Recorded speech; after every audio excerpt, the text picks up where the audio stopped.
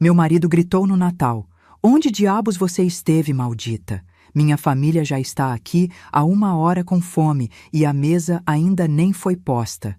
Ele não fazia a menor ideia do que o esperava.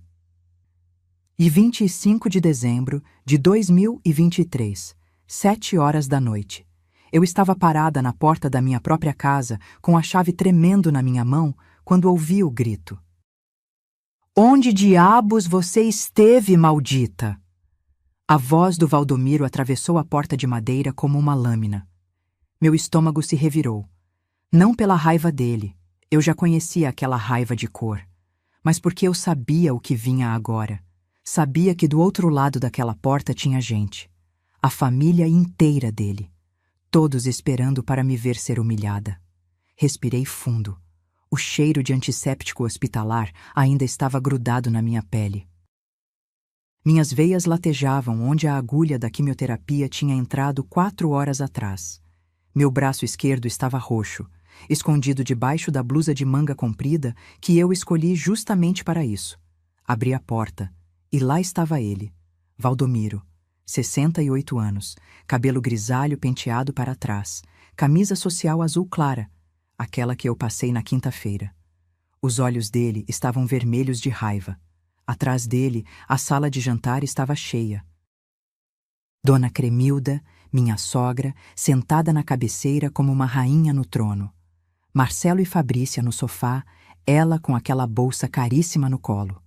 Juliano largado na poltrona, mexendo no celular. As cunhadas, os sobrinhos.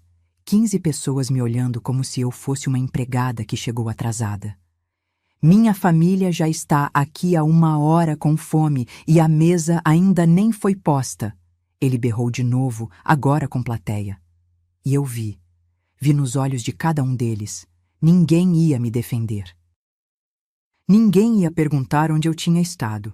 Ninguém ia dizer: "Calma, Valdomiro, onde ela estava que demorou?" Ninguém. Fabrícia soltou um risinho baixo e cochichou algo no ouvido do Marcelo. Dona Cremilda balançou a cabeça com desprezo. Juliano nem levantou os olhos do celular. E foi naquele momento, com a agulha da químio ainda ardendo no meu braço, com o gosto de bile na boca, com o laudo médico dentro da bolsa dizendo que meu corpo estava em guerra contra um tumor, que eu entendi uma coisa. Eles não sabiam. Nenhum deles sabia que eu tinha câncer. E sabe por quê? Porque em 6 meses, nenhum deles tinha perguntado como eu estava. Se você já sentiu que é invisível na própria casa, se inscreva no canal, porque essa história, ela ainda não acabou. E o que vem agora vai fazer você repensar tudo sobre família. Fechei a porta atrás de mim, coloquei a bolsa no chão e, sem dizer uma palavra, caminhei até a cozinha. Ouvi o Valdomiro bufar. Ouvi a Fabrícia comentar algo sobre falta de consideração. Ouvi Dona Cremilda dizer bem alto: "Essa mulher não presta para mais nada mesmo." Mas eu não respondi, não chorei, não expliquei. Porque naquele Natal, enquanto eu amarrava o avental e começava a tirar as travessas da geladeira, uma certeza queimou no meu peito como brasa viva. Eles iam pagar. Cada um deles, do jeito deles. E quando eu terminasse, eles iam entender o preço de 40 anos de invisibilidade. Mas para vocês entenderem como cheguei até aquele Natal, até aquele grito, até aquela porta, até aquela decisão, eu preciso voltar no tempo. Preciso contar como uma professora de música virou fantasma dentro da própria vida. E como esse fantasma decidiu assombrar todo mundo. 1983. Eu tinha 27 anos quando conheci Valdomiro numa festa de casamento em Campinas. Ele usava um terno bege e sorria fácil. Vendia imóveis. Tinha lábia, aquele jeito de te fazer sentir especial com meia dúzia de palavras. Eu era professora de música no Conservatório Municipal. Dava aulas de piano e violão. Ganhava bem para os padrões da época. 1.200 cruzeiros por mês, dinheiro que pagava meu apartamento pequeno perto do centro e ainda sobrava para eu ajudar minha mãe. Quando ele me pediu em namoro, 2 semanas depois daquela festa, eu achei que tinha encontrado um parceiro. Alguém que respeitava minha independência, Ele dizia que adorava mulheres com cabeça própria. Dizia que era diferente dos homens da geração dele. Mentira. Tudo mentira. Casamos em janeiro de 84. Igreja lotada, vestido simples, festa no salão do bairro, lua de mel em Campos do Jordão. 3 dias que pareciam promessa de vida inteira. Quando voltamos, Valdomiro me levou para conhecer a casa onde moraríamos. Uma casa boa, de 3 quartos, quintal nos fundos, num bairro tranquilo. Só tinha um detalhe que ele esqueceu de mencionar antes. Os pais dele moravam com a gente. Seu Valdemar, o pai, estava com enfisema pulmonar. Passava o dia inteiro tossindo, precisando de nebulização de 4 em 4 horas. Dona Cremilda cuidava dele, mas as pernas dela já não ajudavam muito. Ela tinha 63 anos e artrose avançada. É só temporário, Estela. O Valdomiro me disse naquela primeira noite, me abraçando na cama, enquanto eu olhava para o teto e tentava processar tudo. Só até meu pai melhorar, ou até a gente conseguir pagar alguém para cuidar deles. Temporário. Essa palavra virou piada cruel na minha vida. 3 meses depois, eu pedi demissão do conservatório. Não porque eu quis, mas porque Dona Cremilda teve uma queda. Fraturou o quadril. Precisava de cuidados em tempo integral. E Valdomiro me olhou com aqueles olhos de cachorro abandonado e disse: Amor, você não vai deixar minha mãe sozinha, vai? Como se fosse escolha. Como se fosse favor. Como se não fosse o primeiro tijolo da prisão que ele estava construindo ao meu redor. Eu tinha 28 anos. Minha carreira estava começando a decolar. Tinha recebido proposta para dar aulas particulares para filhos de gente importante na cidade. Tinha até uma chance de tocar num coral da igreja matriz. Larguei tudo. E sabe o que é pior? Na época, eu achei que estava sendo boa esposa. Achei que estava fazendo a coisa certa.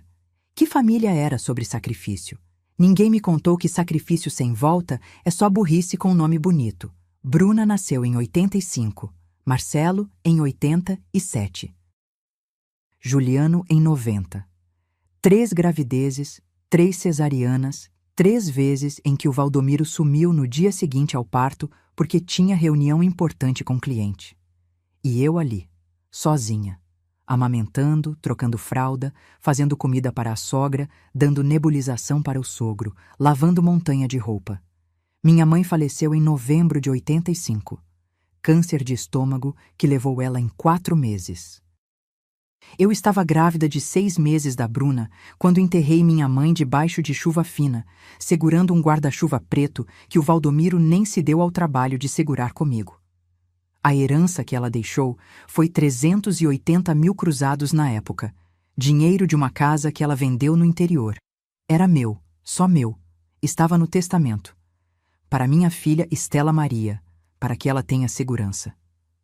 Valdomiro pegou o dinheiro 3 meses depois. Sentou comigo na mesa da cozinha, com uma pasta cheia de papéis, e me explicou o investimento da nossa vida. Ele ia comprar imóveis para alugar, ia montar a própria imobiliária, ia nos tornar ricos. Você confia em mim, né, amor? Eu assinei os papéis, todos eles, sem ler direito, porque eu estava exausta, com o bebê recém-nascido pendurado no peito, e porque, que Deus me perdoe, eu realmente acreditei nele. O dinheiro sumiu, e com ele sumiu o último pedaço de mim que tinha voz própria. Os anos passaram como borracha de apagar sobre desenho a lápis. Devagar, sem você perceber, até que não sobra nada do que estava ali antes. Eu cuidava da casa, dos filhos, da sogra. O sogro faleceu em 93, mas ela continuou morando com a gente, cada vez mais exigente, cada vez mais cruel. Eu cozinhava, limpava, passava, organizava. E o Valdomiro? Ele prosperou. A imobiliária cresceu. Ele comprou carro novo, trocou o guarda-roupa inteiro. Começou a viajar para congressos, para eventos de networking. Voltava cheirando a perfume que não era meu, mas eu nunca perguntei, porque nessa altura eu já tinha entendido as regras do jogo. Eu não era esposa. Eu era funcionária, sem salário, sem folga, sem direito a reclamar. Os meninos cresceram. Bruna saiu de casa aos 22, casou com um advogado de São Paulo, sumiu. Ligava uma vez por mês, sempre correndo, sempre sem tempo para visitar. Marcelo entrou para trabalhar com o pai na imobiliária. Juliano? O Juliano nunca cresceu de verdade. Ficou ali, dependente, tratando a casa como hotel. E eu virei mobília. Aquele tipo de coisa que está sempre ali, mas ninguém repara. Ninguém agradece. Ninguém pergunta se está quebrada. Até que em junho de 2023, meu corpo gritou o que minha boca nunca teve coragem de dizer. Um nódulo no seio esquerdo. Pequeno, duro, silencioso. Câncer. E quando a médica me deu o diagnóstico, sabe qual foi meu primeiro pensamento? Será que alguém lá em casa vai notar? Deixa eu te contar uma coisa que dói mais que qualquer quimioterapia. Descobrir que você foi roubada pela pessoa que jurou te proteger. Valdomiro construiu um império. 12 imóveis alugados espalhados por Campinas e região. Uma imobiliária com 3 corretores fixos e escritório de vidro na avenida principal. 2 carros, uma Hilux prata e um Corolla para o Marcelo. Conta bancária que eu nunca tive acesso, mas que permitia a Fabrícia desfilar com bolsa de R$ 6.000 e unhas de 400.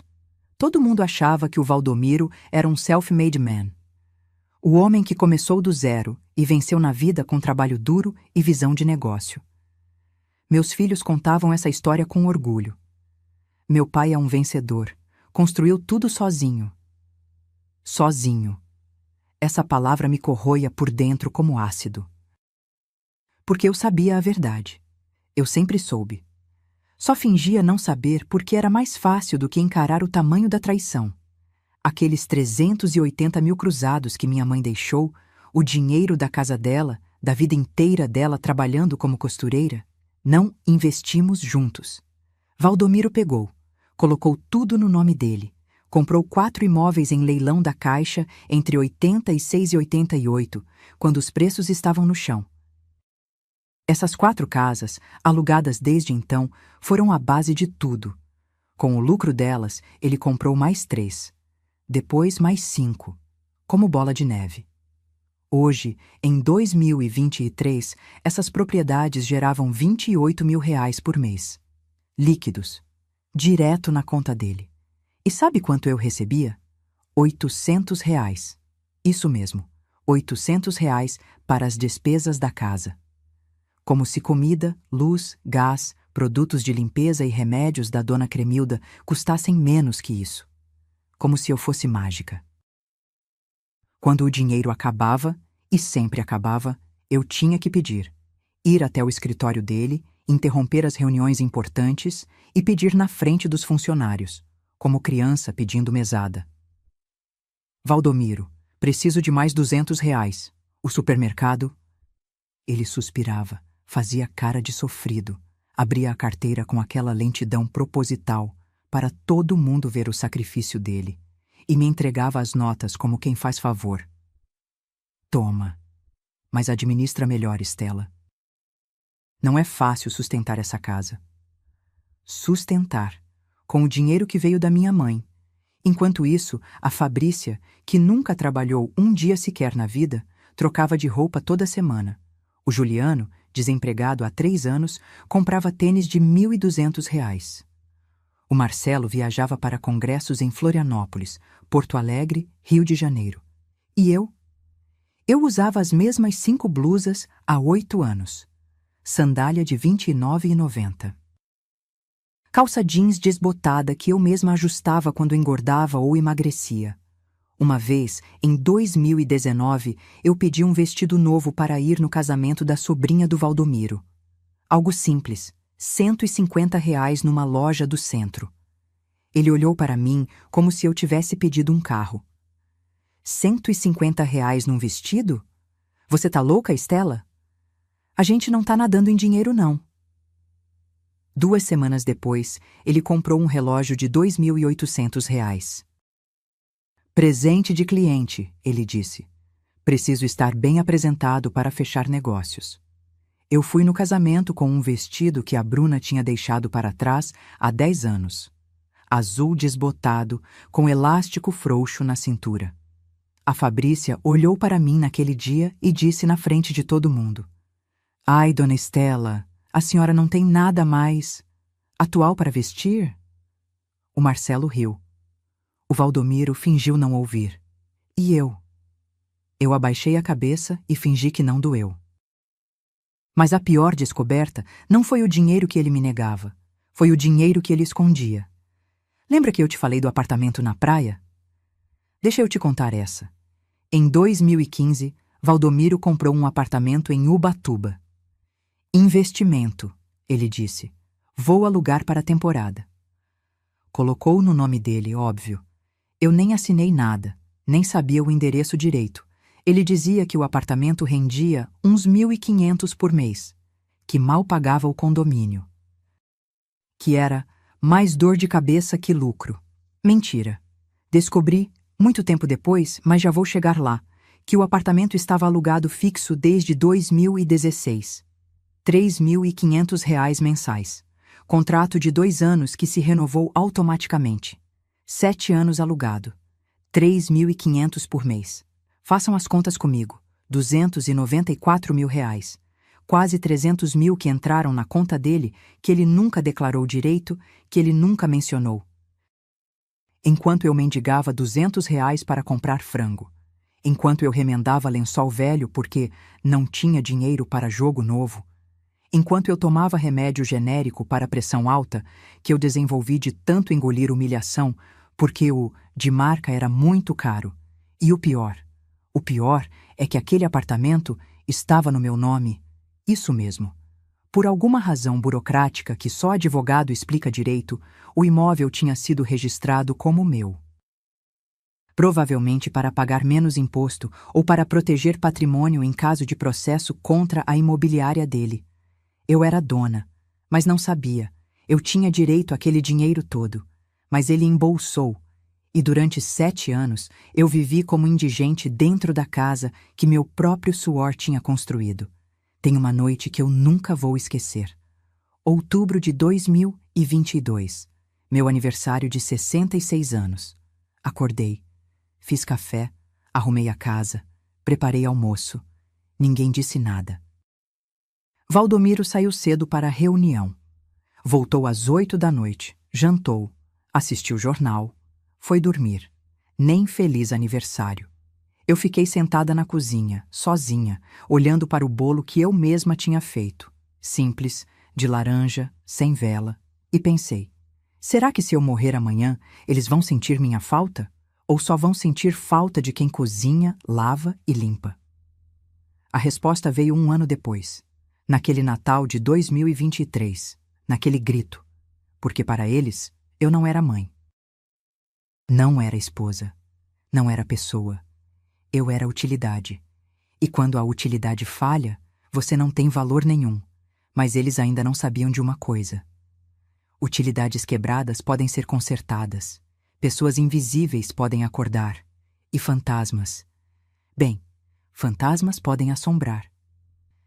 Deixa eu desenhar um quadro para você entender o tipo de gente que morava debaixo do mesmo teto que eu. Valdomiro, meu marido, 68 anos. Dono de imobiliária, pai de família respeitado no bairro, membro do Rotary Club. Para o mundo, ele era exemplo. Dentro de casa, era tirano. Ele tinha um jeito de te diminuir sem levantar a voz. Uma sobrancelha levantada quando você falava. Um suspiro profundo quando você entrava na sala. Um silêncio que dizia mais que qualquer grito: você não importa. Tinha dias que ele passava por mim como se eu fosse parede, literalmente. Eu falava bom dia e ele seguia para o banheiro sem nem piscar na minha direção. Mas se a Fabrícia chegasse? Aí ele era todo sorrisos. Como está, minha filha? Quer um café? Minha filha.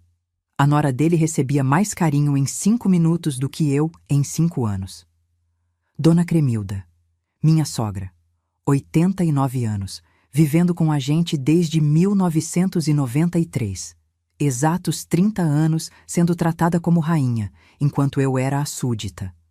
Ela tinha uma cadeira especial na sala. Ninguém podia sentar nela. Era o trono da vovó, como o Juliano chamava.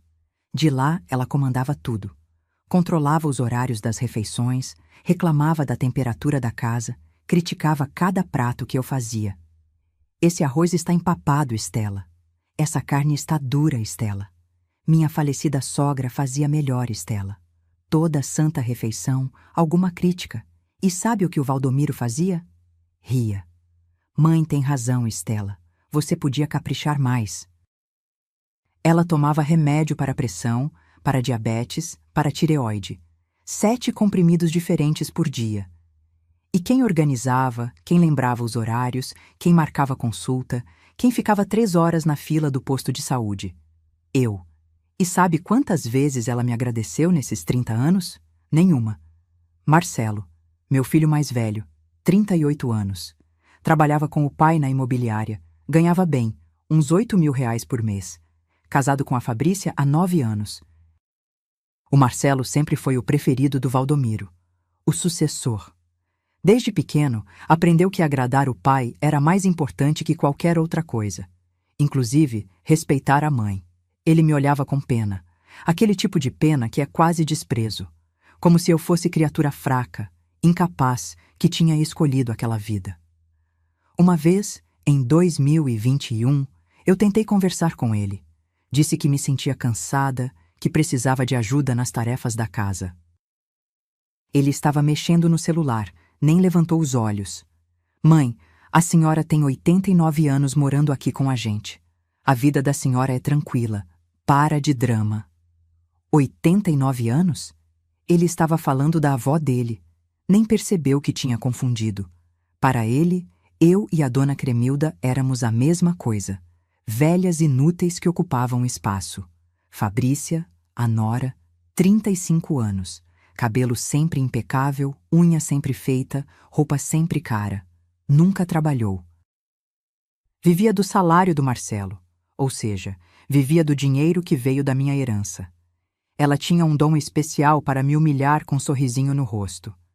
Ai, dona Estela, a senhora não quer que eu ensine a fazer creme hidratante caseiro?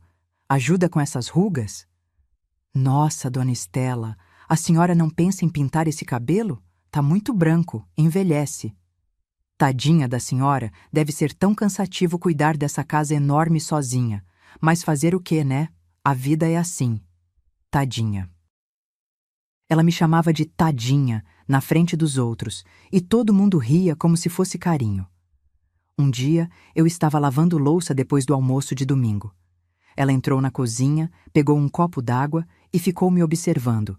Depois disse, com aquela voz melosa: Sabe, dona Estela, a senhora é um exemplo. Nunca vi ninguém tão conformada com a vida. É admirável. Conformada, como se ser pisoteada fosse virtude. Bruna, minha filha, 35 anos, morava em São Paulo. Casada com um advogado, 2 filhos que eu mal conhecia. Ela ligava uma vez por mês, sempre correndo, sempre com desculpa para não visitar. Oi, mãe, tudo bem? Olha, não vou poder ir aí no aniversário do pai. Tá muito corrido aqui, mas mando um presente. Beijo. Tchau. 3 minutos de ligação. Se muito. No Natal ela mandava cesta de presente.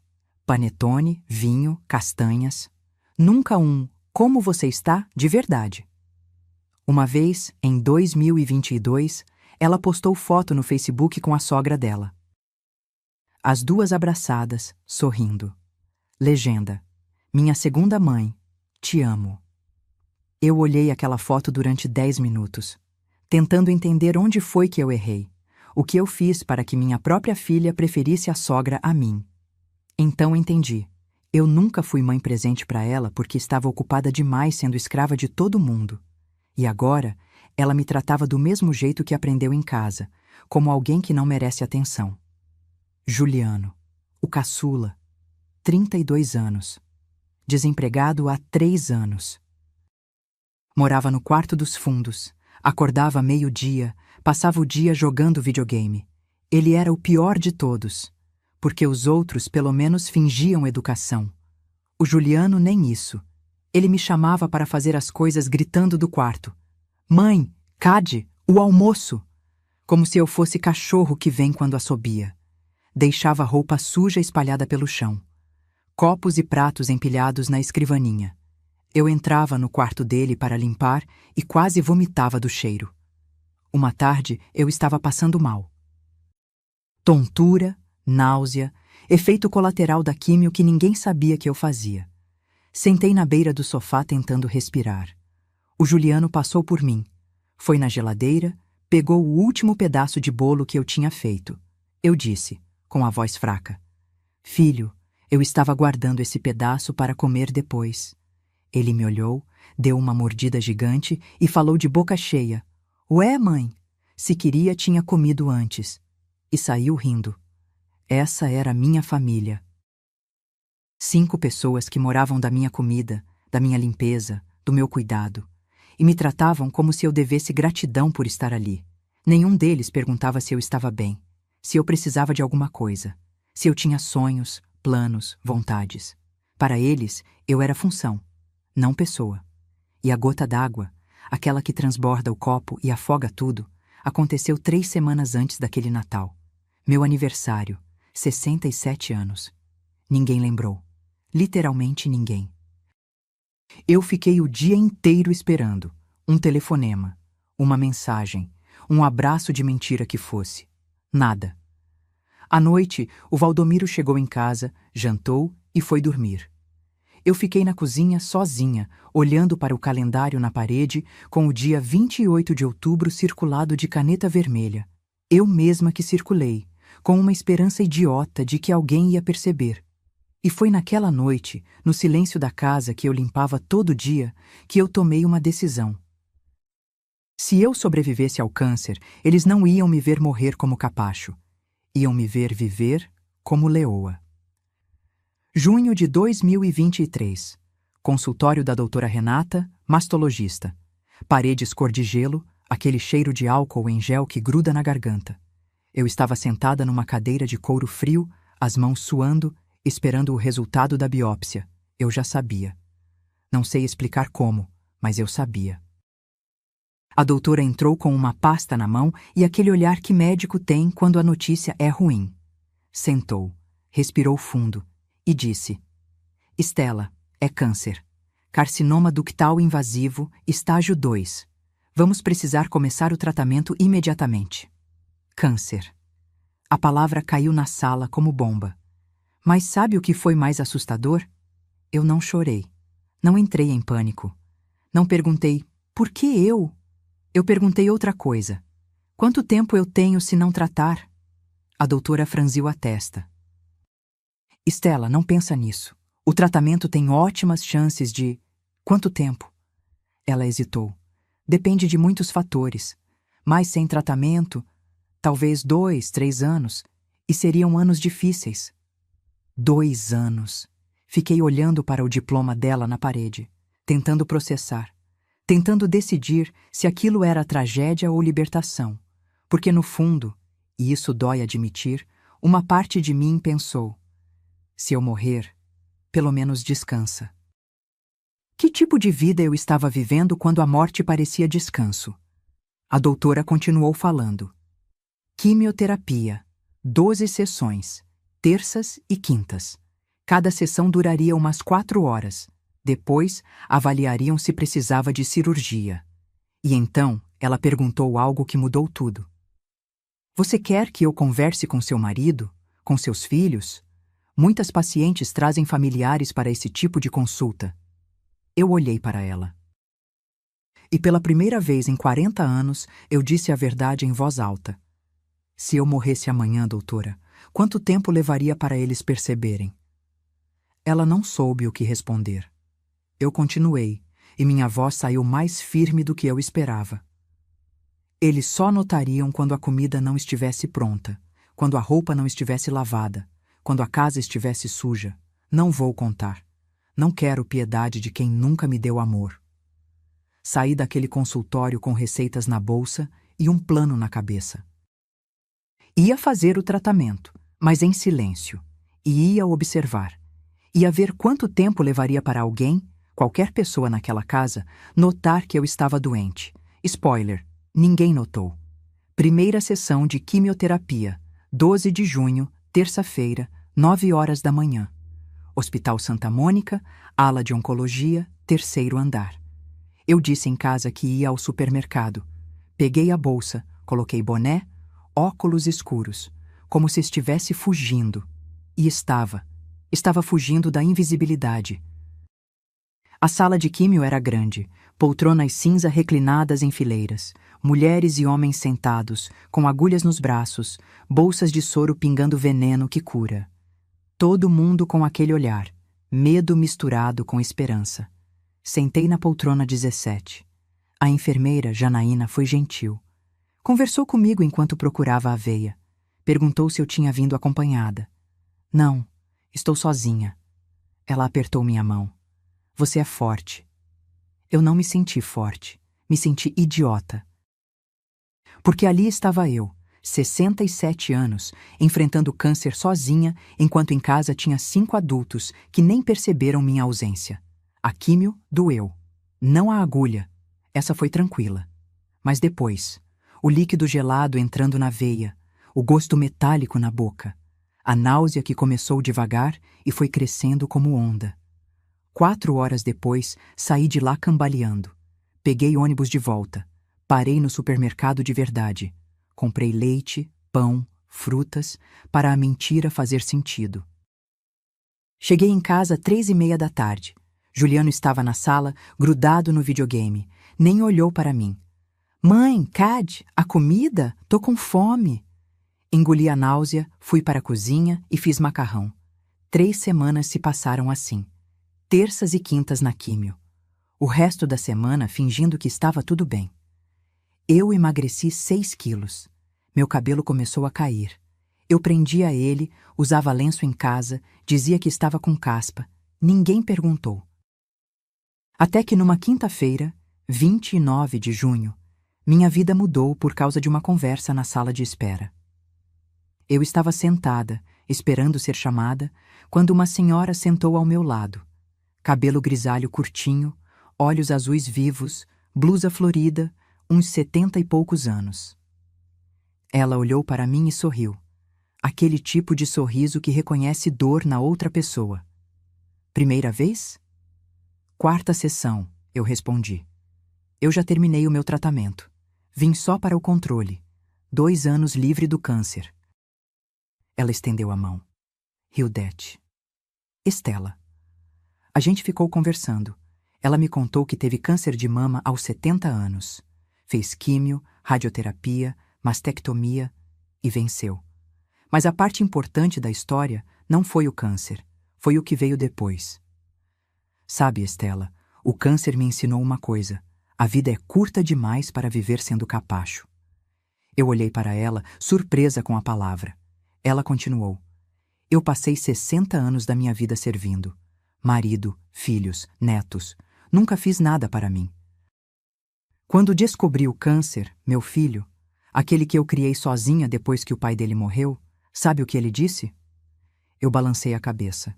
Ele disse, Mãe, você não pode ficar doente agora. Quem vai cuidar dos meus filhos enquanto eu e minha mulher trabalhamos? Meu estômago revirou. Não de náusea da químio, de raiva. E o que você fez? Hildete sorriu. Aquele sorriso de quem sabe segredo poderoso. Mandei ele contratar babá, vendi a casa, peguei o dinheiro e viajei o mundo. Fui para Paris, Roma, Buenos Aires, conheci gente, vivi, e hoje moro num apartamento pequenininho só meu, recebo ele uma vez por mês e durmo em paz. Ela segurou minha mão. Estela, você vai morrer sendo capacho ou vai viver sendo dona de si? Aquela pergunta ecoou na minha cabeça o caminho inteiro de volta para casa. Quando cheguei, o Valdomiro estava no escritório, porta entreaberta. Ele falava ao telefone com alguém. Eu passei devagar e ouvi. O apartamento de Ubatuba tá rendendo bem. 3.500 limpos. Mas não comenta com ninguém, não. Estou declarando só parte. Meu coração gelou. 3.500? Ele sempre disse que era 1.500. Foi naquela noite, deitada na cama ao lado de um homem que me roubava há décadas, que eu decidi. Não ia só sobreviver ao câncer. Ia sobreviver àquela família. E ia fazer cada um deles pagar pelo que fizeram comigo. O Nastinines. Tem um momento na vida em que você para de chorar e começa a calcular. Aquela noite foi o meu. Deitada na cama, ouvindo o Valdomiro roncar como se não tivesse acabado de me roubar R$ 3.500 por mês durante anos, eu fiz contas mentais. R$ 3.500. 12 meses. 7 anos desde 2016. R$ 294.000. Quase 300 mil que ele embolsou enquanto eu mendigava dinheiro para comprar sabão em pó. A raiva queimou no meu peito como brasa. Mas não era raiva cega. Era raiva fria, calculada, perigosa. No dia seguinte, sexta-feira, esperei todo mundo sair. Valdomiro para o escritório, Marcelo também, Juliano para a casa do amigo. Uma raridade, mas acontecia. Dona Cremilda cochilava depois do almoço. Às 2 da tarde, eu estava sozinha. Fui até o escritório do Valdomiro. Aquele cômodo que ele sempre trancava, como se guardasse segredos nucleares. Mas eu conhecia cada canto daquela casa. Sabia que ele escondia a chave sobressalente dentro de um livro falso na estante da sala. Grandes Negócios do Século XX, um livro que ele nunca leu. Peguei a chave. Minha mão tremia, não de medo, de adrenalina. Abri a porta.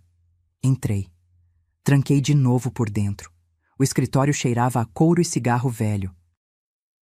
Mesa de madeira maciça, computador, armário de arquivo com 4 gavetas. Eu tinha 1 hora, no máximo, antes da dona Cremilda acordar. Comecei pela gaveta de baixo. Pastas organizadas por ano. Contratos, documentos, recibos. Fui direto para os anos 80. 1985.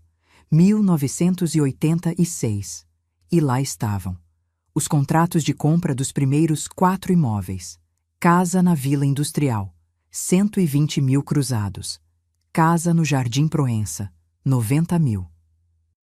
Sobrado no Taquaral, 150 mil. Apartamento na Vila Nova, 80 mil. Total, 440 mil cruzados. E no rodapé de cada contrato carimbado.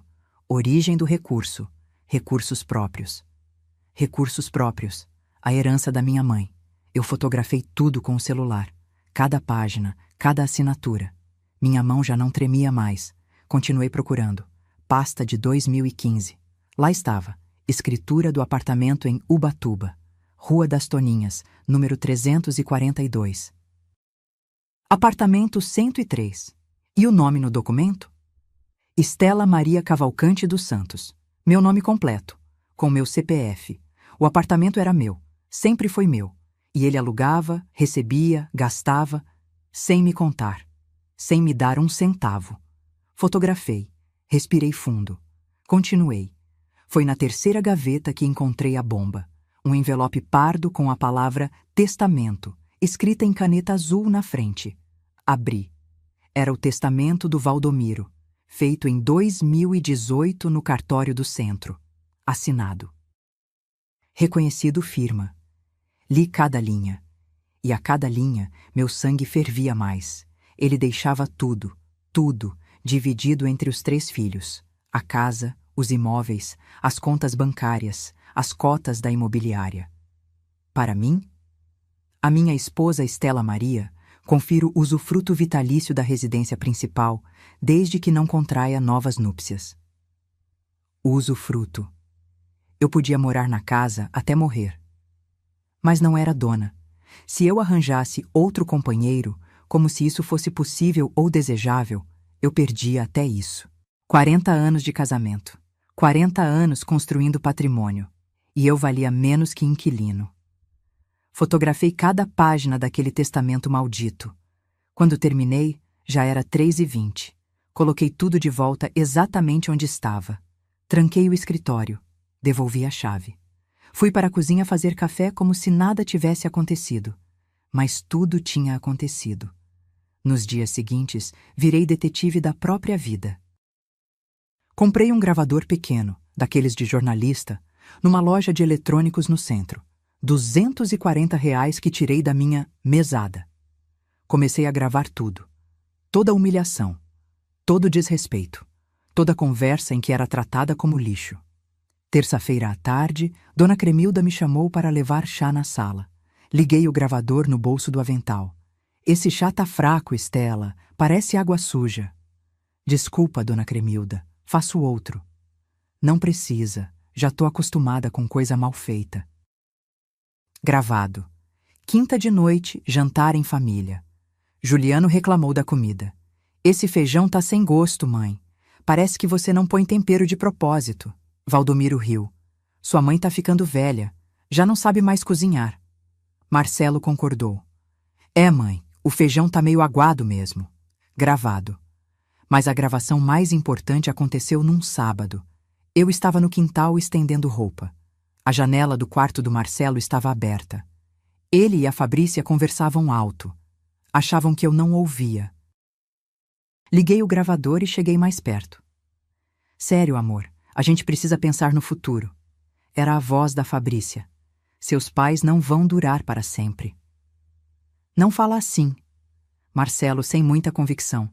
Estou sendo realista.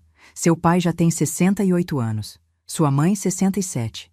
E com a saúde da sua avó, enfim. A casa vale quanto? Uns 900 mil. Talvez 1 milhão se reformar. E o terreno da Barão de Itapura? Aquele que meu pai comprou em 2012? Uns 2 milhões fácil. Tá em área nobre. Fabrícia suspirou. Quando a velha bater as botas, a gente vende tudo e divide com seus irmãos. Com a nossa parte, dá para comprar um apartamento melhor e sobra para investir. A velha. Ela estava falando de mim, planejando meu funeral antes do corpo esfriar. Marcelo riu. Você é terrível, sabia? Estou pensando no nosso futuro, amor. No futuro dos nossos filhos. Essa casa aqui é grande demais, gasta demais. Melhor liquidar e partir para algo mais prático. Liquidar. Como se eu fosse ativo falido. Fiquei ali parada, segurando o lençol molhado, gravador no bolso, engolindo lágrimas de raiva. Naquela noite, transferi todas as gravações para o computador. Salvei em 3 pendrives diferentes. Um escondi dentro de uma lata de farinha no armário. Outro dentro do forro velho de um casaco que ninguém usava. O terceiro mandei pelo correio para a casa da Bruna, dentro de um pacote com receitas da vovó escrito na frente. Ela nunca abriria, mas estava seguro. As provas estavam reunidas, documentos que mostravam que o império foi construído com meu dinheiro, gravações que provavam o desrespeito constante, contrato que provava que eu tinha imóvel em meu nome que ele escondia, testamento que provava que ele me deixaria na miséria, conversa dos filhos planejando minha herança como abutres. Faltava só uma coisa: advogado. E foi num dia de quimioterapia, conversando de novo com a Hildete, que encontrei a solução. Estela, você precisa da doutora Letícia, advogada especialista em direito de família. Ela me ajudou a me divorciar do meu segundo marido quando descobri que ele tinha amante. Pegou metade de tudo para mim. Hildete anotou o telefone num papel.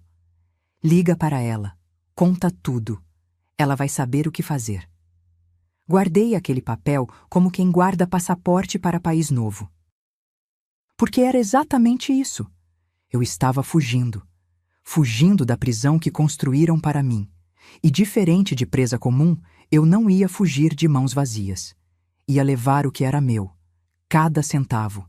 Cada migalha de dignidade. E ia deixar eles com o que eles mereciam. Nada além da própria mesquinhez. Voltemos àquele Natal. 25 de dezembro de 2023.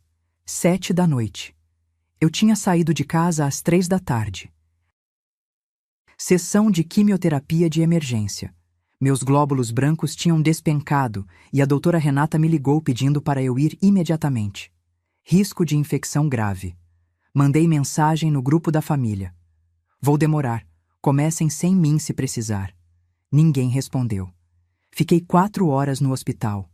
Agulha grossa no braço esquerdo. Soro. Medicação para fortalecer a imunidade. O corpo doía inteiro. Aquela dor surda de osso, como se alguém tivesse me moído. Quando saí, 7 menos 10, eu mal conseguia andar direito. Peguei táxi. R$ 15 que eu não tinha, mas não aguentaria ônibus. Cheguei em casa às 7h05. De longe, já vi os carros na rua. A Hilux do Valdomiro, o Corolla do Marcelo, o Civic velho do cunhado Reinaldo. Mais 3 carros que eu não conhecia. Família inteira. Meu estômago apertou. Não de náusea da químio, de pavor, porque eu sabia o que vinha. Abri o portão devagar.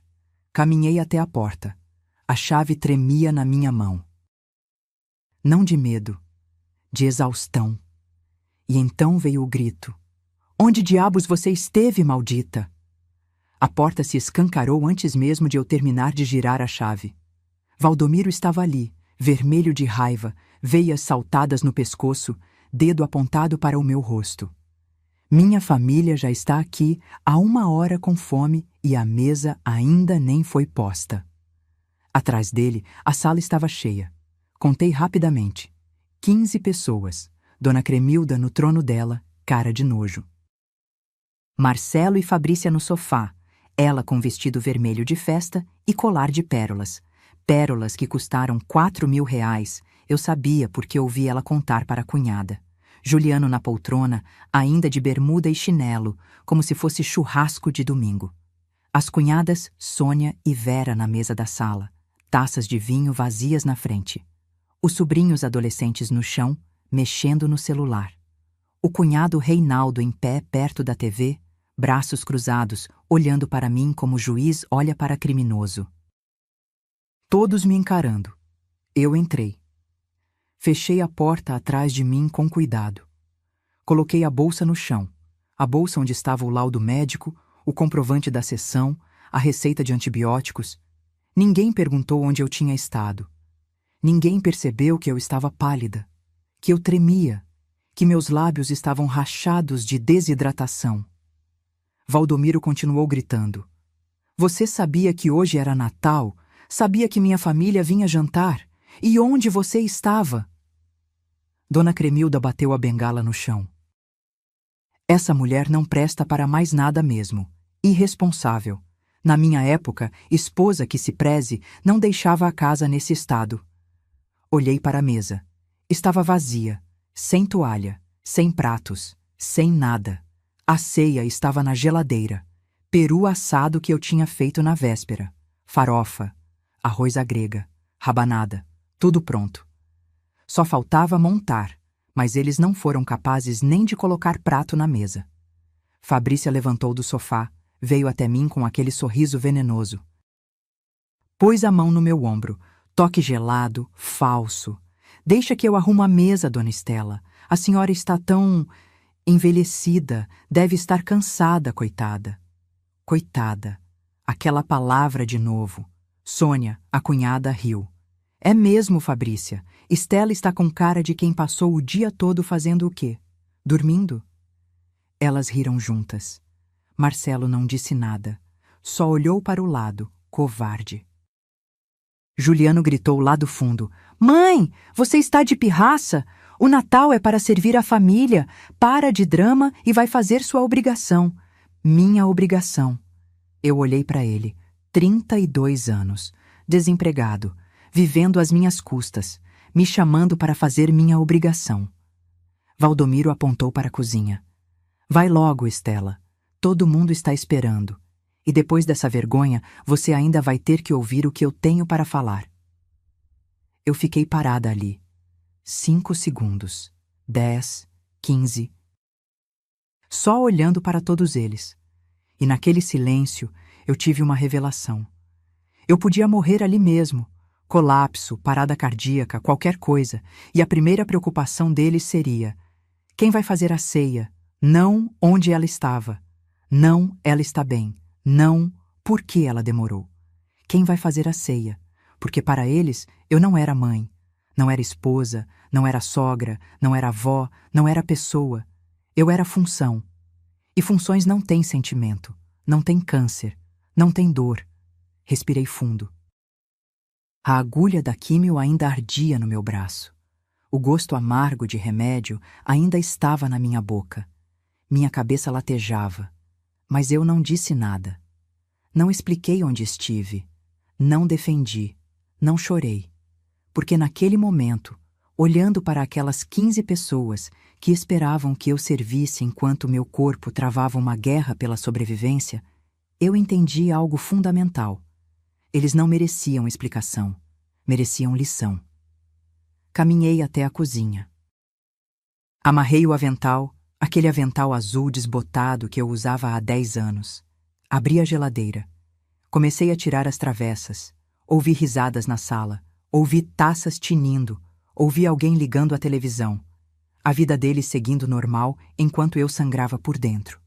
Mas enquanto eu montava aquela ceia, enquanto colocava cada prato na mesa, cada talher no lugar, cada guardanapo dobrado, uma certeza queimava no meu peito como ferro em brasa.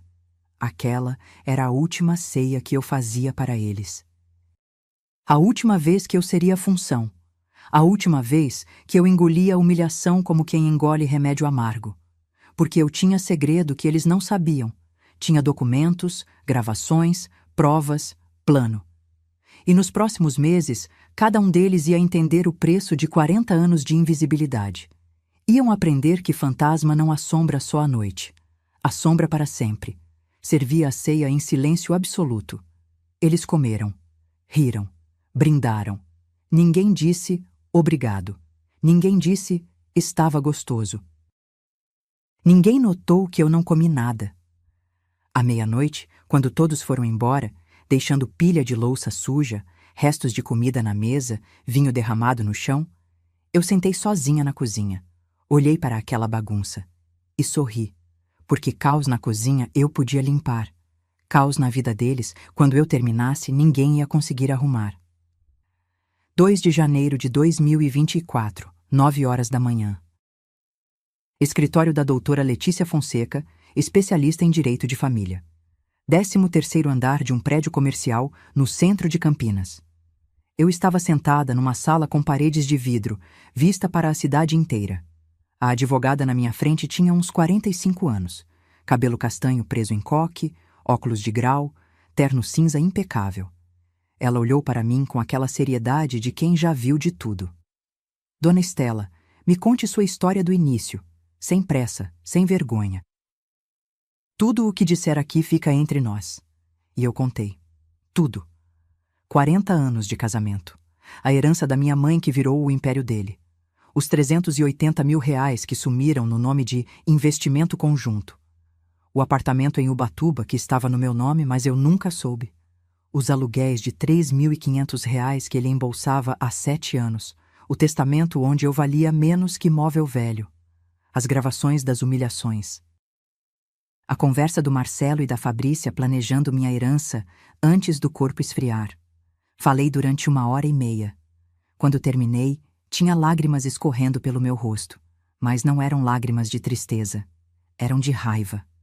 Doutora Letícia ficou em silêncio por alguns segundos.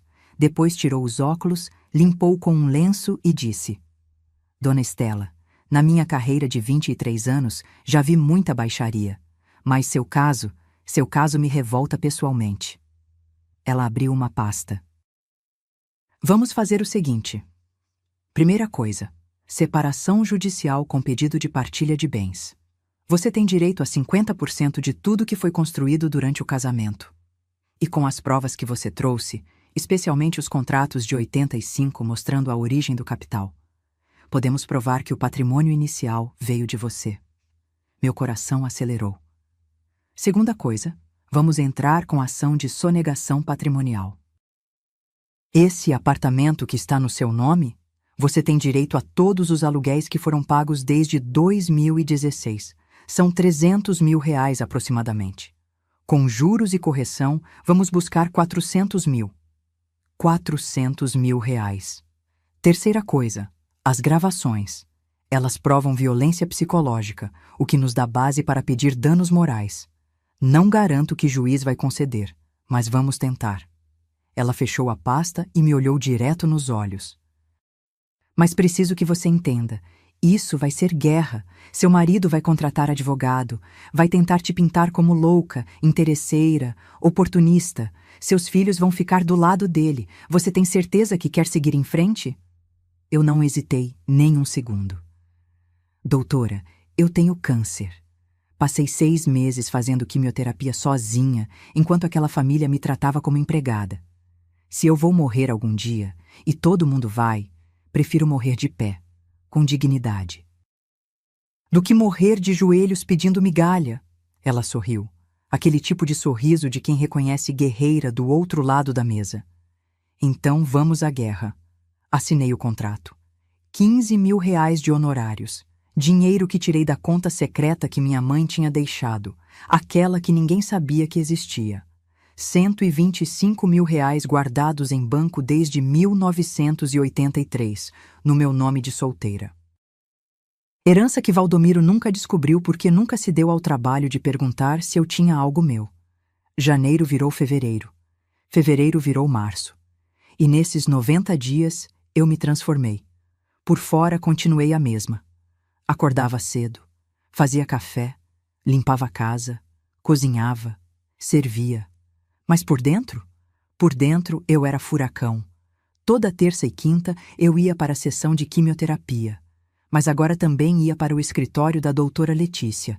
A gente montou o caso como quebra-cabeça, cada documento, cada gravação, cada prova de que eu tinha sido roubada, humilhada, apagada. Foi a doutora Letícia quem sugeriu algo que mudou tudo. Dona Estela, seu marido teve algum relacionamento anterior? Algum filho de outro casamento? Eu pisquei, surpresa. Teve.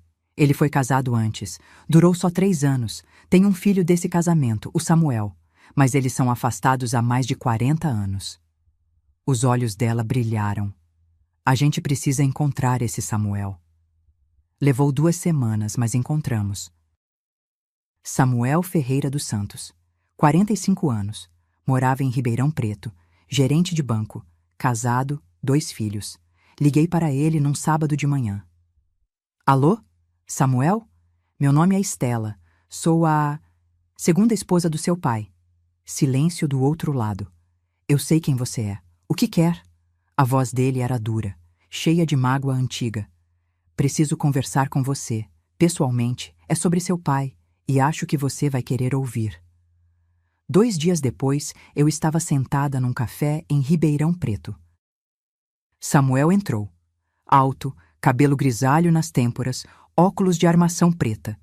Tinha os olhos do Valdomiro, mas o olhar era diferente. Era olhar de quem sofreu abandono e nunca esqueceu. Sentou na minha frente, pediu café e disse: "Fale." Eu contei tudo. Ele me ouviu em silêncio.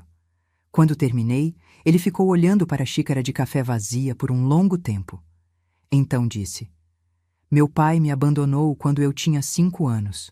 Fugiu com você. Desculpa a sinceridade." E nunca mais olhou para trás. Minha mãe criou eu sozinha.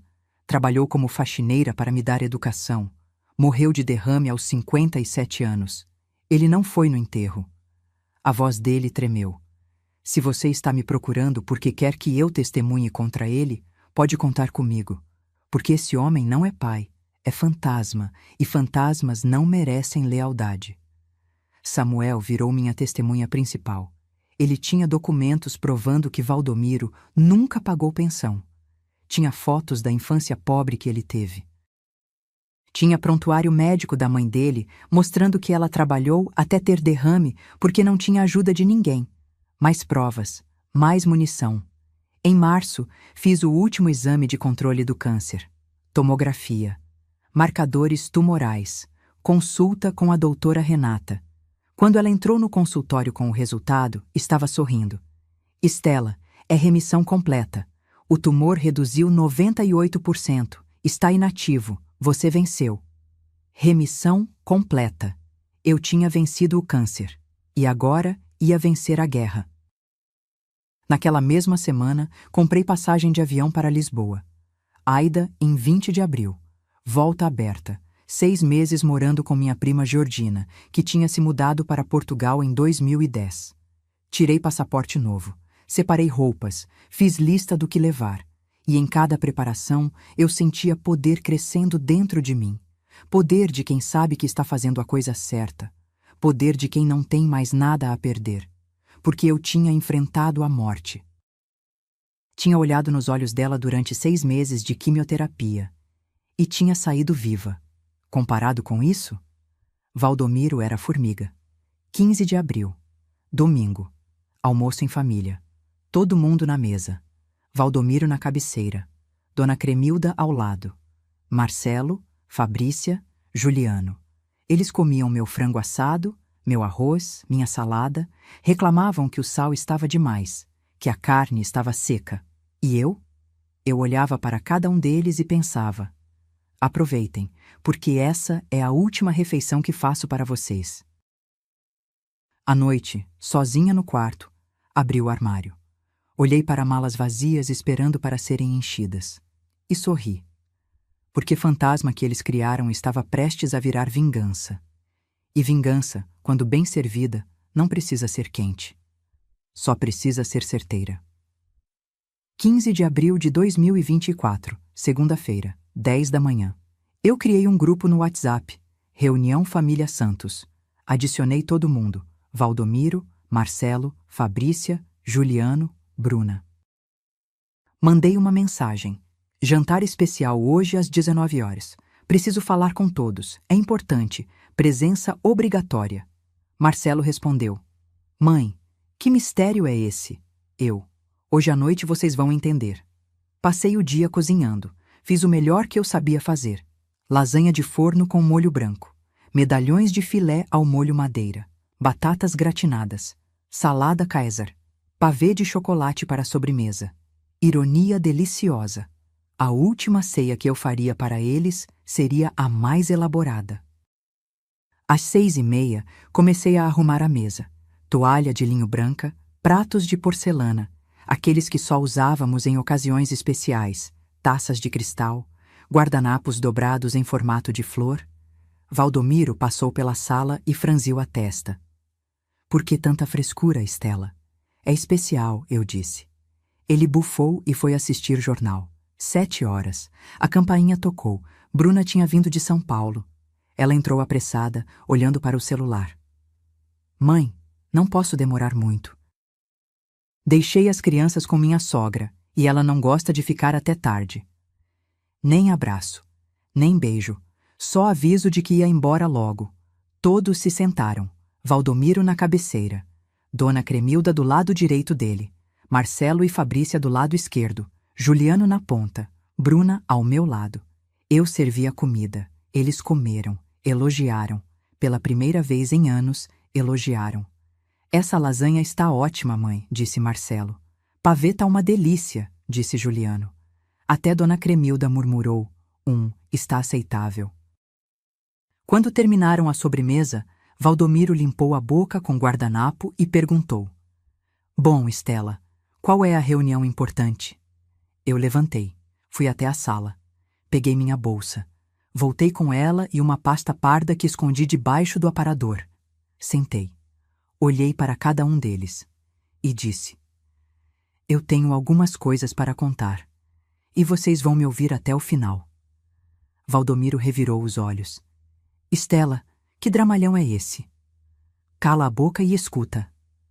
O silêncio caiu na mesa como bomba. Ninguém esperava aquilo. Eu nunca tinha mandado o Valdomiro calar a boca. Respirei fundo e comecei. Primeira coisa, eu tenho câncer de mama. Descobri em junho do ano passado. Fiz 12 sessões de quimioterapia sozinha. Toda terça e quinta, enquanto vocês achavam que eu estava no supermercado, eu estava com agulha no braço tomando veneno que mata a célula para não morrer. Bruna arregalou os olhos. Mãe, não me interrompe. Ela fechou a boca. Nenhum de vocês percebeu. 6 meses. Emagreci 8 quilos. Meu cabelo caiu. Eu prendia e usava lenço. Eu tinha náusea constante, dor no corpo, cansaço. E ninguém perguntou se eu estava bem. Valdomiro tentou falar. Estela, eu não sabia. Segunda coisa. Minha voz saiu firme como nunca.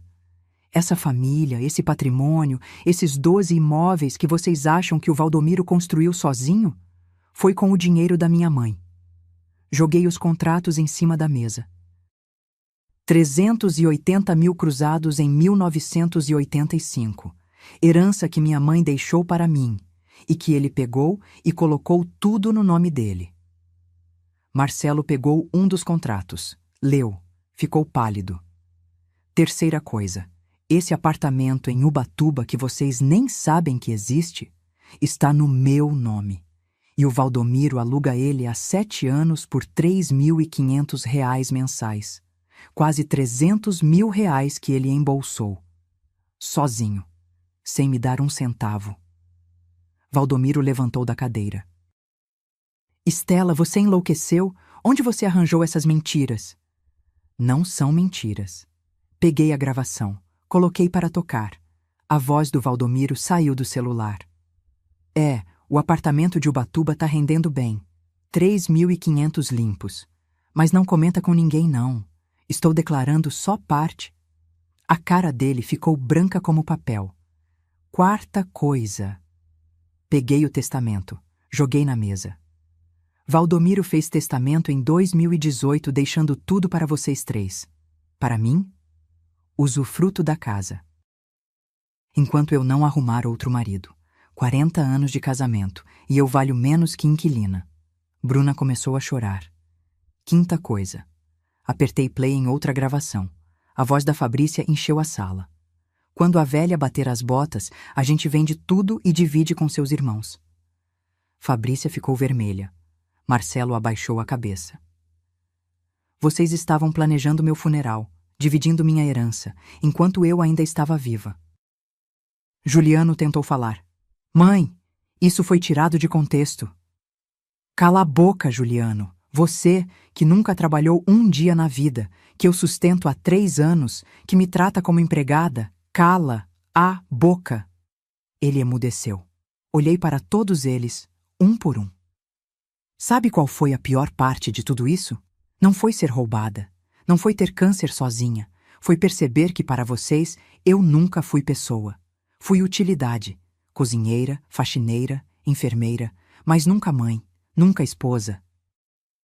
Nunca ser humano com sentimento. Lágrimas escorriam pelo meu rosto agora, mas não eram lágrimas de tristeza. Eram lágrimas de libertação.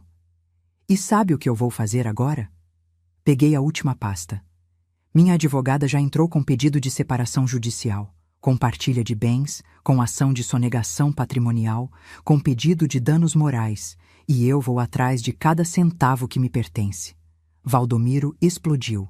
Você não pode fazer isso. Essa casa é minha. Esse dinheiro é meu. Era seu. Porque foi construído com o meu dinheiro. E agora você vai devolver. Levantei da mesa. Amanhã eu viajo para Lisboa. Vou morar 6 meses com minha prima. Quando voltar, espero que a justiça já tenha decidido a partilha. E espero nunca mais ter que ver a cara de nenhum de vocês. Bruna se levantou, chorando. Mãe, eu não sabia. Não sabia porque nunca perguntou, Bruna. Nunca ligou de verdade. Nunca quis saber. Peguei minha bolsa. Olhei para todos eles uma última vez. E o jantar de hoje? Podem lavar a louça vocês mesmos, porque essa última ceia foi meu presente de despedida. Caminhei até a porta. Valdomiro gritou atrás de mim. Você vai se arrepender, Estela. Você não consegue viver sem mim. Eu parei, virei e sorri. Valdomiro, eu já morri vivendo com você. Agora eu vou descobrir como é viver de verdade. E saí. Dormi num hotel naquela noite. Melhor noite de sono em 40 anos. 30 dias depois. 15 de maio de 2024. Eu estava em Lisboa, tomando café da manhã na varanda do apartamento da minha prima Georgina, quando o celular tocou. Doutora Letícia. Dona Estela, temos novidades. Boas novidades. Meu coração disparou. O laudo pericial saiu. O perito analisou todos os documentos, rastreou a origem do capital, verificou os contratos de 1985. Está tudo comprovado. O patrimônio inicial veio da sua herança. A juíza aceitou todos os argumentos. Fechei os olhos, respirei fundo. E agora?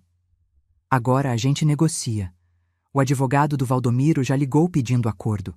Ele sabe que vai perder feio se isso for a julgamento. Quer resolver rápido.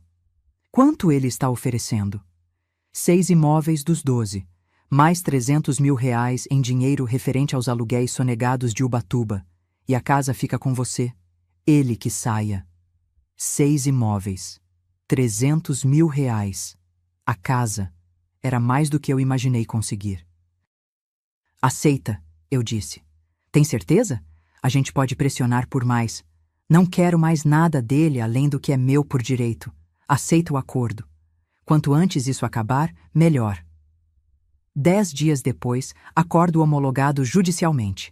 25 de maio de 2024. Os 6 imóveis que ficaram comigo eram os melhores. 2 casas no Taquaral, um sobrado na Bela Vista, o apartamento em Ubatuba, uma casa comercial na avenida principal e um terreno na região da Lagoa do Taquaral. Valor de aluguel mensal: R$14 mil, líquidos, direto na minha conta, mais os 300 mil de indenização, que viraram 420 mil com juros e correção monetária. O apartamento de Ubatuba voltou oficialmente para meu nome, com todos os direitos.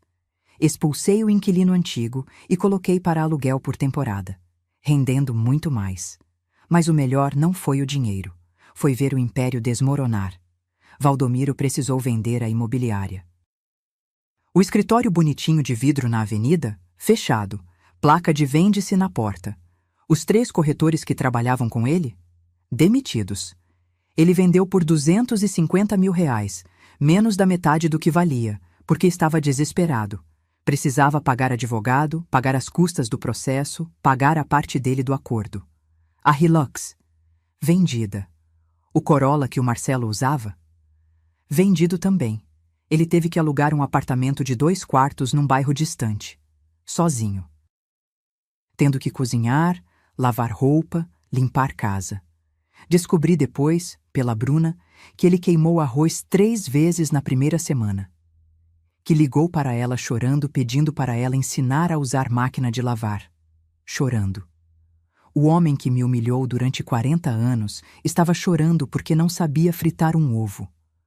Marcelo perdeu o emprego quando a imobiliária fechou. Ficou 4 meses desempregado. Tentou arrumar vaga em outras imobiliárias, mas ninguém contratava.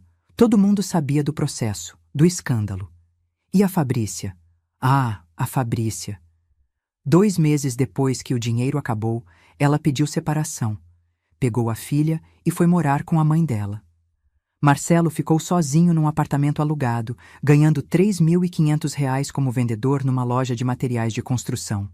As bolsas de R$6 mil, as unhas de 400, as viagens, acabou tudo. Descobri que ela já estava namorando outro, um empresário dono de concessionária. Não perdeu tempo. E o Marcelo teve coragem de me ligar 3 meses depois de tudo. Mãe, eu errei. Eu não sabia que o pai fazia aquilo com você. Eu fiquei em silêncio. Mãe, você está aí? Estou. Eu queria pedir desculpas. De verdade. Marcelo, eu disse, com voz calma. Você sabia que eu era desrespeitada. Você via. Você ria junto. Você nunca me defendeu. Não porque não sabia, mas porque não se importava. Ele começou a chorar no telefone. Mas eu te perdoo, continuei. Porque guardar raiva de você seria dar poder que você não merece ter sobre mim. Mas perdoar não significa esquecer. E não significa voltar. Desliguei. Juliano? Esse teve que crescer na marra. Sem casa, sem mãe para cozinhar, sem mesada do pai, porque o pai agora estava pobre também. Ele precisou procurar emprego. Qualquer emprego. Conseguiu vaga de atendente numa lanchonete. Salário mínimo. R$ 1.412. O garoto que me tratava como empregada agora limpava a mesa, lavava chão, atendia cliente mal-educado. Poético, não? Bruna foi a única que tentou de verdade. Ela veio me visitar em Lisboa em julho. Trouxe as crianças, meus netos que eu mal conhecia. Sentamos num café em Alfama. Ela chorou, pediu desculpas, de verdade. Mãe, eu fui uma filha horrível. Eu estava tão preocupada com minha vida que esqueci de você. Eu sabia que o pai tratava você mal. Eu via. E fingia que não via porque era mais fácil. Ela segurou minha mão. Me desculpa, por favor. Olhei para ela, para os olhos dela molhados de lágrima verdadeira. E eu vi algo que não vi nos outros. Arrependimento real.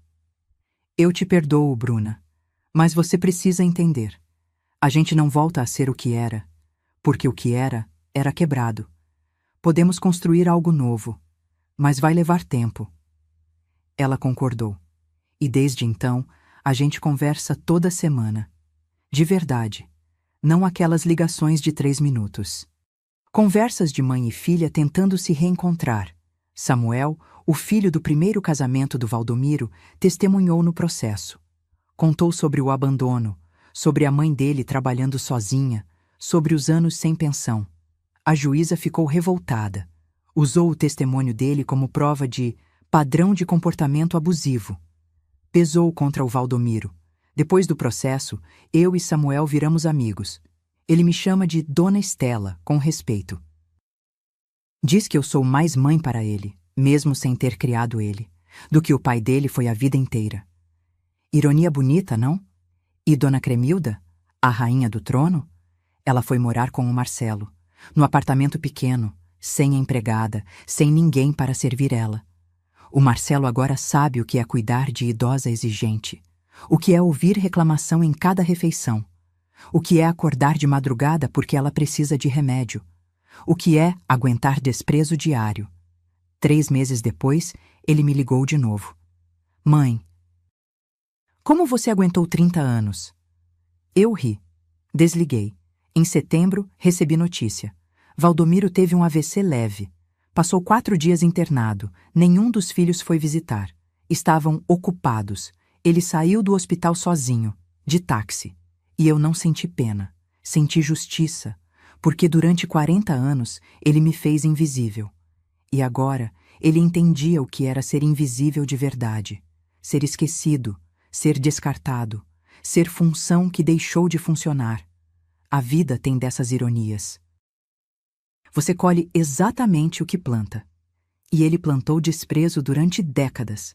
Agora colhia solidão. Novembro de 2024. 6 meses depois. Lisboa, Portugal. Acordo às 7 da manhã, com o sol entrando pela janela do meu apartamento em Alfama. É um apartamento pequeno, 2 quartos, varanda com vista para o Tejo, azulejos antigos nas paredes. Aluguei por 1.200 euros. Consigo pagar fácil com os aluguéis que recebo do Brasil. Levanto. Faço café, aquele café português forte que aprendi a amar. Sento na varanda com uma manta nos ombros, porque mesmo em novembro, aqui é fresco de manhã. Olho para o rio, para os barcos passando, para a cidade acordando devagar. E respiro. Respiro sem peso no peito, sem nó na garganta, sem medo do que vem depois. Pela primeira vez em 40 anos, eu respiro livre. O câncer? Remissão completa. Última tomografia em outubro. Limpa. Marcadores tumorais. Normais. A doutora Renata disse que minha recuperação foi surpreendente. Que pacientes com perfil emocional positivo se recuperam melhor. Perfil emocional positivo. Engraçado, né? Eu passei a vida inteira em perfil emocional negativo. E só melhorei quando tirei o tumor verdadeiro da minha vida. Aquela família parasita.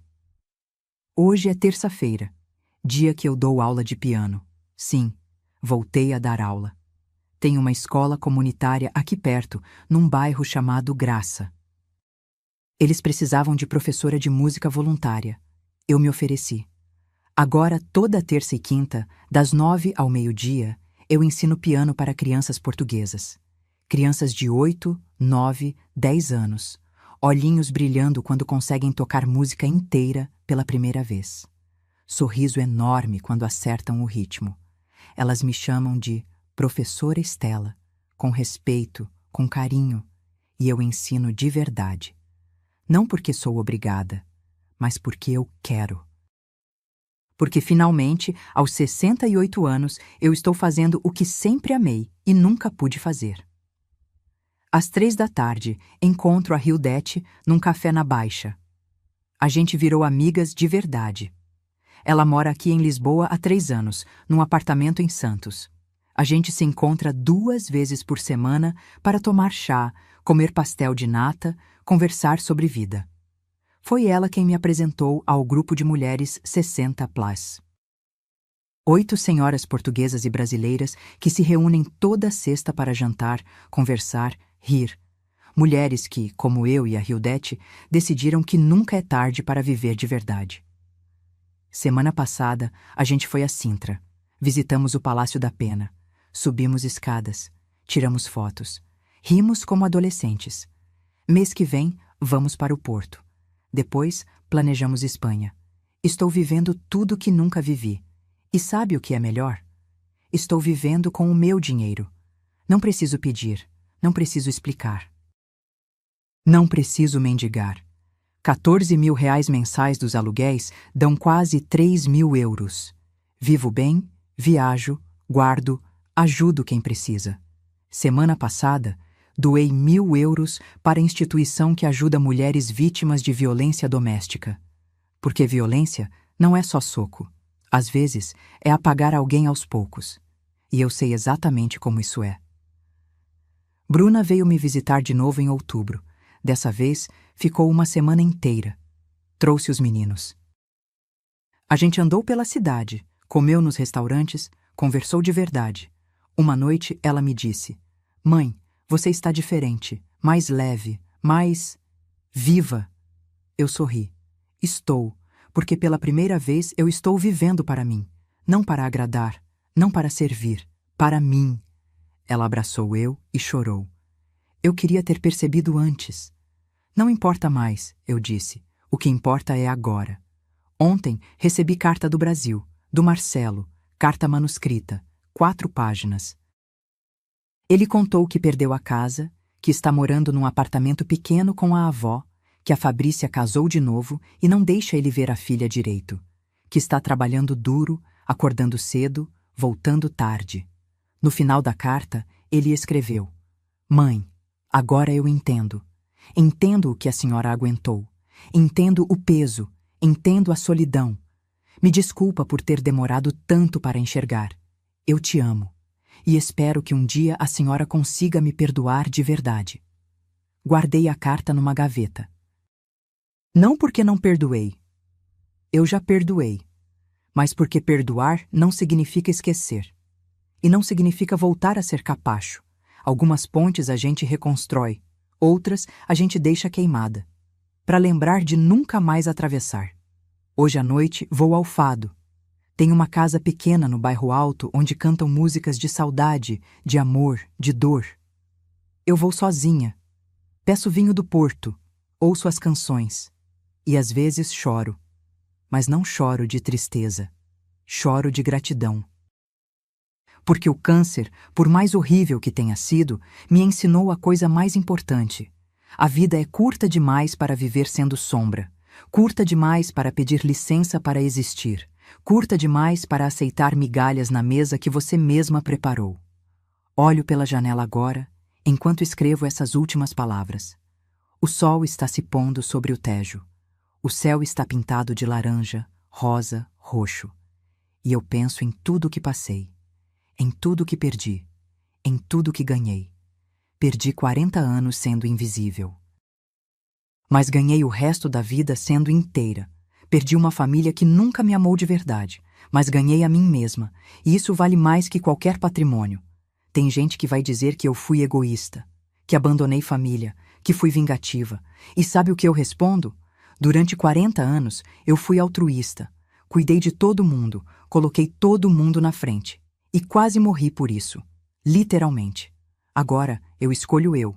E isso não é egoísmo, é sobrevivência, é dignidade, é amor próprio. Então, se você está lendo isso, ou ouvindo, e se reconheceu em alguma parte da minha história, escuta o que eu tenho para te dizer. Não espera o câncer, não espera o grito, não espera eles perceberem seu valor, porque eles não vão perceber. Pessoas que te tratam como função nunca vão te enxergar como pessoa. Levanta, respira fundo e vai viver. Porque você merece. Sempre mereceu. E nunca, nunca é tarde demais para começar de novo. Hoje, aos 68 anos, eu finalmente nasci. E essa mulher que eu sou agora, ela não pede licença para existir. Ela não aceita migalhas. Ela não se curva para tirano. Ela simplesmente vive, com dignidade, com coragem, com amor próprio. E se isso incomoda alguém? Problema é deles, não meu, porque eu aprendi que a única pessoa que você não pode abandonar é você mesma, e eu nunca mais vou me abandonar.